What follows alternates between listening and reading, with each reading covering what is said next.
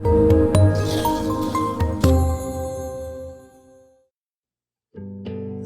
grew up in a non-Christian environment, and that was the type of, we were a very unconventional family. So the word Jesus was just a swear word to us as we grew up. My mother used it, my father, everybody used it, so it was a norm for me. My custom was to leave work. I used to stop at the hotel and go in there. It was a 6 o'clock Swill those days. You know, you gulp a door down and go home, and I stumbled home many times, you know. But that was a norm, you see. My father did it, my brothers did it, and I saw my friends do it, so I thought that was the norm. It all started way back when my sister got herself into trouble, serious trouble with the law. There was a wise judge who'd ordered her, get involved with a church group. I'll put you on probation rather than put you in a borstal. And with that, she was put under the care of a young teenage girl of the church who later came around to our house and met the family. Well, I saw this young lass. A bit all right, I thought. Yes, it's quite nice.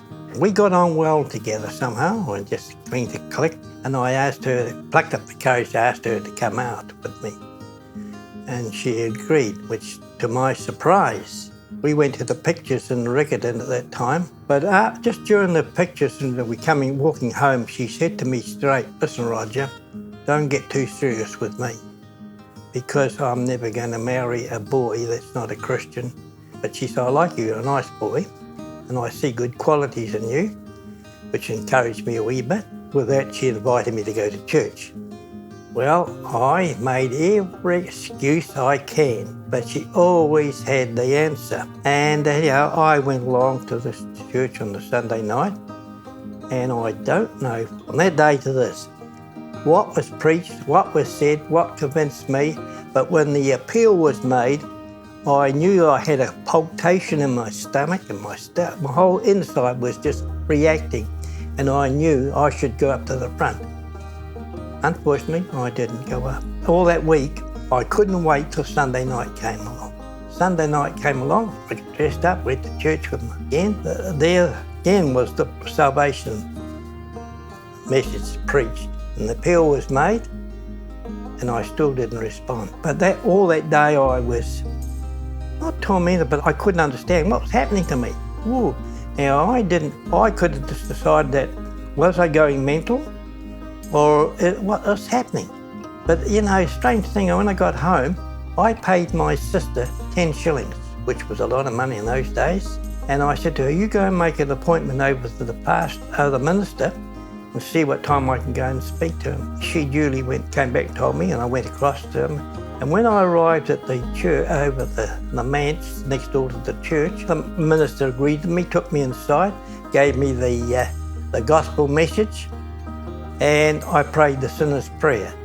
There was no flashing lights, there was just nothing. I didn't feel any change. It was nuts. I walked out the door as I walked in. But I noticed when I got up, the sun was shining brightly. I've never seen the sun shine so brightly. The trees were green. I've never seen leaves so green. Everything was different. I asked the Lord, I don't like this I don't want this drinking business. It doesn't do me. I don't like the taste of it anyhow. That's why I drink it so quickly, because to get rid of the taste. Lord, next time I go into the hotel and pick up a glass of beer, make it so vile that I will never drink it again. And that's just what happened. I took a sip, and it was vile. From that day onwards, I never touched another drop. And I knew that I had a great salvation. I knew that. I carried that with me, and I still carry it today. My transformation was a tremendous transformation. I changed from a foul mouth, God cursing, to a God praising, and a quiet, gentle spirit. Christ means the world to me, and still does, even to today, even to my dying day. I will have a relationship with God. It's a personal relationship. He's my buddy. God changed me in and out, changed me radically, changed me. Well, I say I married that girl, that beautiful girl, I thought. We had four children, one boy, 3 daughters. And I've been a Christian ever since. That's my story of my salvation.